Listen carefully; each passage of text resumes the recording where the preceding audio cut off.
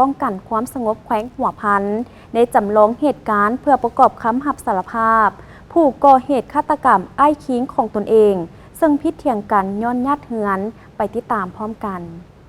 วันที่28 เมษายน 2025ป้องกันความสงบแขวงหัวพันได้นำตัวเท่าสมศักดิ์อายุ 30 ปีประชาชนอยู่บ้านเสลยเมืองซ้ำเนือ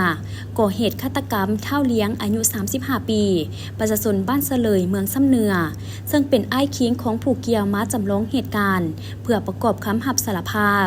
เหตุการณ์ฆาตกรรมดังกล่าวเกิดขึ้นในวันที่ 18 มีนาคม 2025เท่าสมศักดิ์ได้สารภาพกับเจ้าหน้าที่สอบสวนว่าผู้เกี่ยวกับเท่าเลี้ยงผู้เป็นอ้ายได้พิษเถียงกันย้อนญาติบ่อนเฮือนแล้วได้บอกเมียของเท่าเลี้ยงเก็บเครื่องออกจากเฮือนเท่าเลี้ยงได้ถามคืนว่าเฮือนมึงหวาจึงได้ตอบว่าเฮือนกูนี่ล่ะแล้วเท่าเลี้ยงได้ลุกขึ้นไปเตะสันหลังของตน2 บาทตนจึงได้จับเอาดนฟืนยาวประมาณ59 ซนมาตีหัวเท่าเลี้ยงจำนวน6 บาทเฮ็ดให้หมดสติแล้วพี่น้องได้นำส่งไปโรงหมอและเสียชีวิตในเวลาต่อมาและก็ถูกเจ้าหน้าที่จับตัวมาดำเนินคดี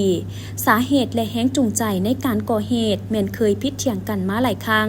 ย้อนญาติเฮือนอยู่ในปัจจุบัน